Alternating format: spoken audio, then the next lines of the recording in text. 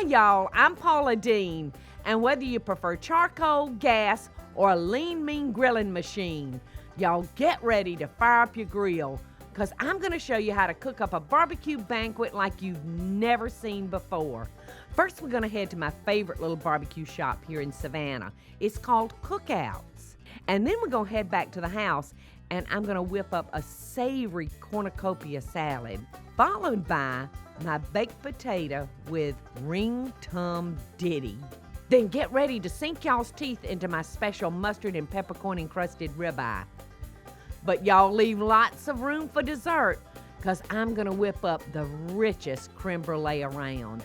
So I hope you brought your appetite today, because it's gonna sizzle. Y'all won't guess where we're going today. We're going to Cookouts and pick us up some wood chips, because we're going to be out in the yard today chilling and grilling. Before I start grilling, I'm heading to Cookouts, where I come for everything barbecue. Y'all know a lot of women pass by a jewelry store and just have to go in. Well, that's the way I am about Cookouts.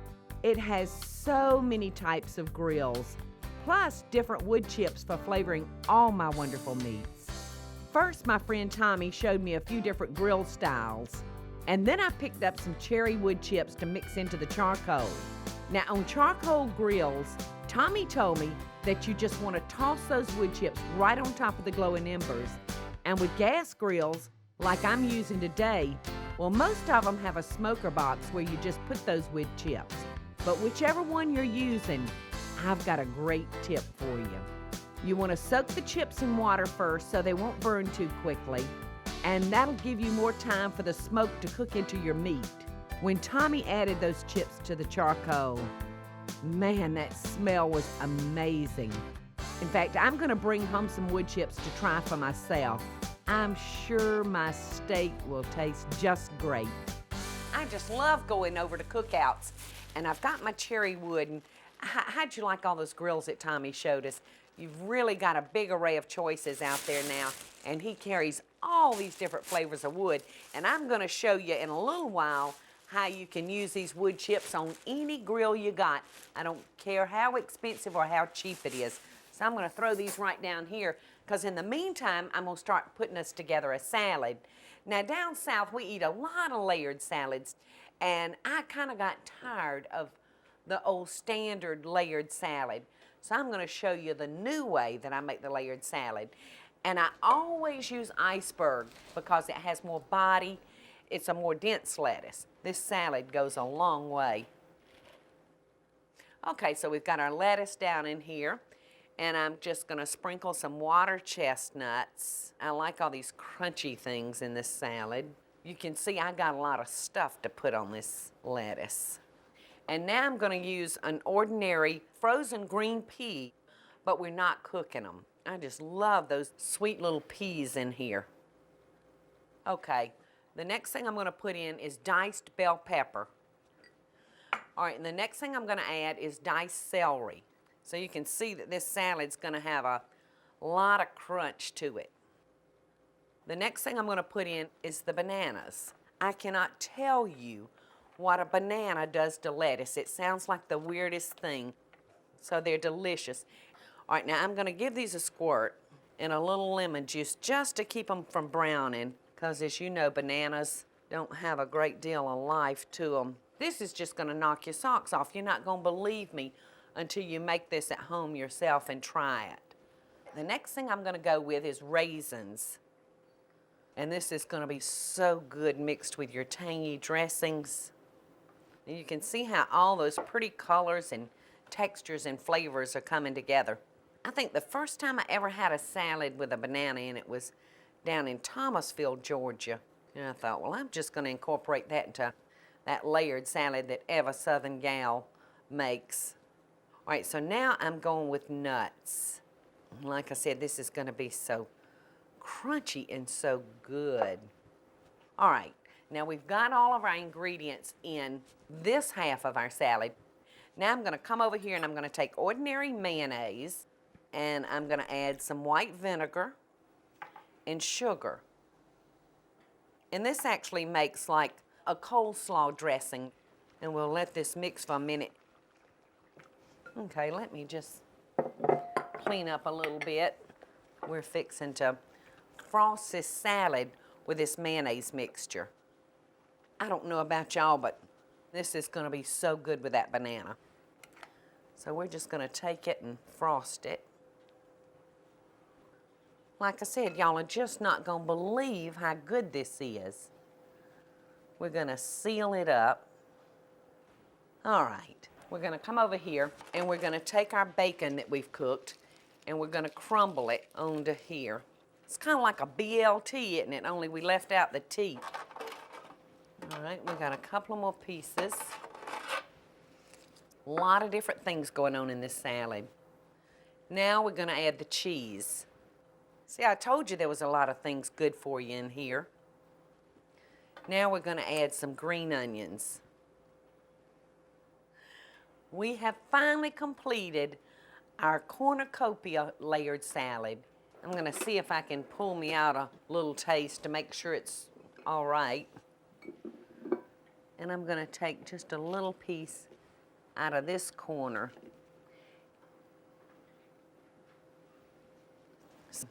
Out of this world.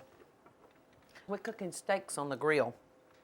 So I'm gonna take a quick break, get outside, and show you how we're gonna use that wonderful cherry wood that we got from Cookouts. So y'all don't go very far.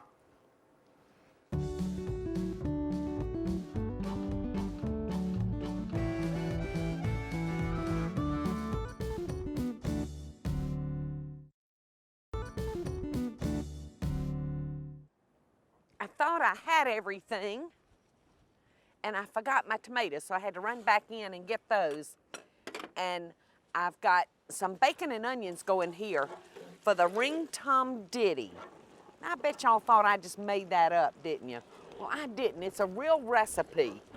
And I've got the bacon and the onions almost ready, and I'm gonna take my tomatoes and I'm gonna drain those real quick like, and then I'm gonna kind of just squash them.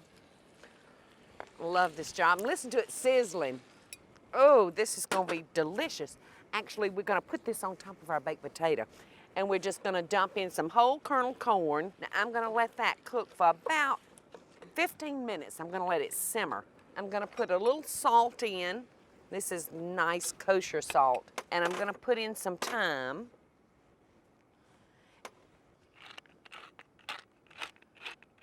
And a little fresh ground pepper. Now that's ready. We're just gonna let it sit there and do its magic. It's time to start on the meat. I've got the grill nice and hot here. It feels so good. And I've prepared the baked potatoes, almost done. And now for the steak. We're doing a mustard peppercorn encrusted ribeye. And I think out of all the beefs, ribeye has got to be right up there, maybe my favorite steak, because it's got enough fat in it and marbling to really make it juicy and tender. Michael and I just love buying the whole boneless ribeyes so we can cut our own steak. Oh, look at that steak. All that wonderful marbling in it. This is gonna be just delicious. As I told y'all, I'm doing the cracked peppercorn on it. So I've got my old handy, reliable cast iron skillet, and I'm just gonna crack the pepper just like that. But I've already gotten some done here. Now all we're gonna do is take this steak and I'm gonna brush it with Dijon mustard. So this is gonna be a hot steak. It's gonna be a little on the warm side from the Dijon mustard and the cracked pepper. But I have to tell you, Michael loves the heat. He loves steak au poivre, you know, which is nothing but a black pepper encrusted piece of meat. So I'm gonna do it really, really nice and heavy. And then we're just gonna flip over here and do the other side. When you think of grilling steaks, you just put your soy sauce and your black pepper on it, but there's really a lot of different things that you can do to your steaks. The last couple of minutes of cooking, I love to coat them in a barbecue sauce, a homemade barbecue sauce. Oh, that looks just delicious. All right, we're gonna put our steaks on the grill. Ooh, hear it sizzle. Ah. These are gonna be delicious. Now I've got some wood chips down here. I'm very fortunate that my grill has a box, so it allows me to put the wood chips to flavor it. I'm gonna show y'all a neat little tip on how you can make your own wood box in case your grill doesn't have one. I'm gonna cook this probably 6 or 7 minutes on each side, and you should turn him only once, so make sure you've had plenty of time for him to sear.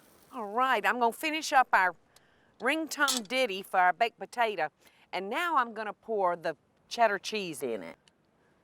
Look at that. We're gonna have a baked potato fit for a Texas king.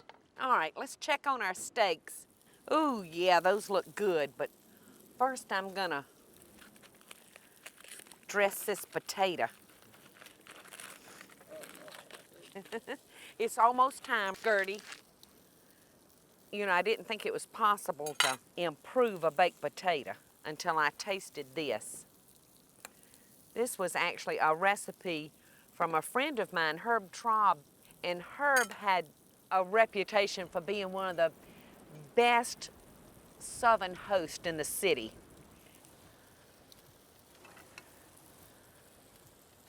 Let's take a look at our steak. Look, girls. Now we're just gonna pile this up on our baked potato.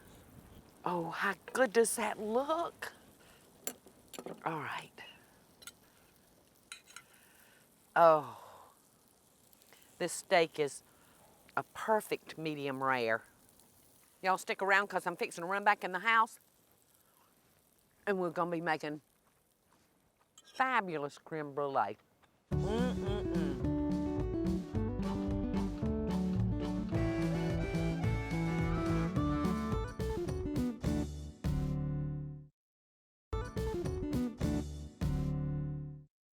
Well, if y'all are ready, I'm ready to make the creme brulee. It's just a fancy word for a custard. Now, I've taken 2 vanilla beans and I'm scraping them and gonna get every bit of that goodie to our saucepan. This is a magnificent dessert, and it's one of those that you can make the day before or that morning so you're not rushed on it.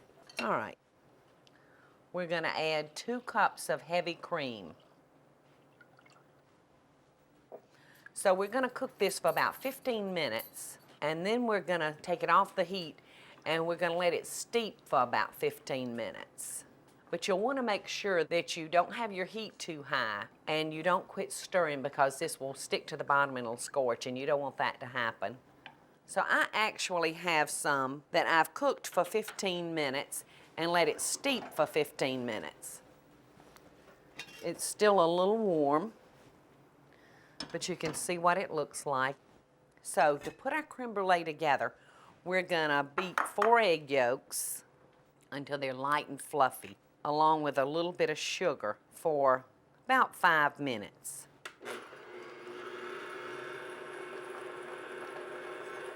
So we'll get those going good, and we're gonna add our sugar. All right, that's got it. We're just gonna beat them until they're pale out a little bit and they get real fluffy.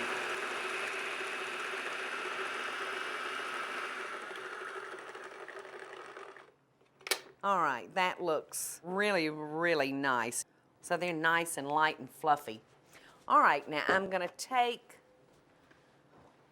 our cream and our vanilla beans and I'm gonna strain that because we don't want to accidentally get a whole vanilla bean in one of our creme brulees.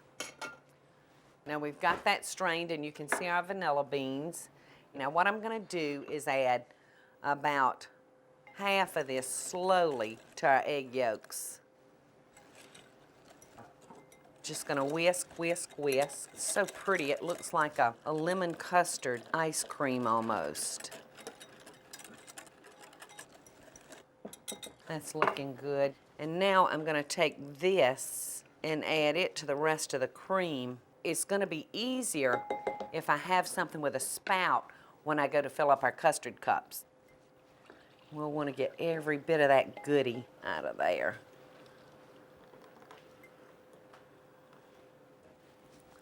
All right, so we're just gonna whisk that together.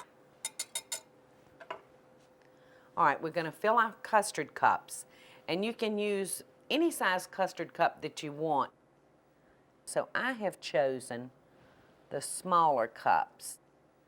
All right, so what we're gonna do now is pop these into a 350-degree oven, and we're gonna let them cook anywhere from 30 to 45 minutes. When I get it in the oven, I'm actually gonna pour some hot water in, and we're gonna water bath them.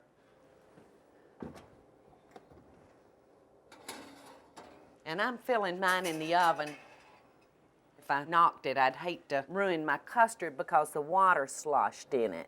And we're gonna pour enough to go about halfway up our cups. All right, those are taken care of, but I've got some more that's already ready, and they've actually cooled down, so I'm gonna bring them up here and put them on our cutting board. And this is my favorite part of creme brulee. I just love that crackling of the sugar when I put my spoon in it. It's so good. Now I'm gonna just sprinkle these, and you kind of want just a thin, even layer. Now, as I was telling y'all earlier, the beauty of this dessert is you can make it the day before or certainly the morning of. And what we're gonna use here is just a little torch that you can get at any of your nice culinary shops. And we're gonna hit this once, and we've got a flame. And we're gonna just torch our sugar. Now, if you don't have a torch, you can also do this under the broiler in your oven, but you really have to keep a close eye on it because it'll burn on you very quickly.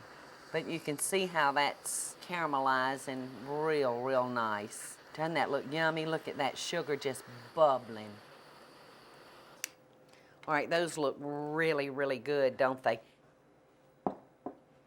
Now, you can eat creme brulee just like this, but have you ever seen me eat anything plain? Almost never. So I'm gonna put a little dollop of whipped cream on mine. I think I'm gonna put a little strawberry on mine. Look what a luscious dessert that makes. And you saw how quickly we got it done and how very simple it was. The only thing that would make this dessert any better would be a spoon. So let's see if I can find one. And you know what? Every time I open this drawer to get me a spoon to taste with, it's always a big one. I don't know how that happens. All right, let's dig in. So I can't resist it. This is so delicious. When we come back, I'm going to show you different ways that you can make a variety of different creme brulees. So y'all stick around. We'll be right back. We're not going long.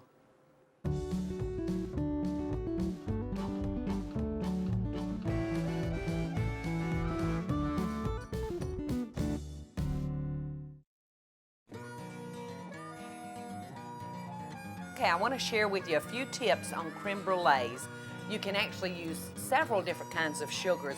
You can use the white granulated sugar, or you can use the raw sugar, which is beautiful little coarse crystals, or you can actually use a light brown sugar. It'll make you a little darker crust on your custard. And you see this piece of bread that I've got in the brown sugar.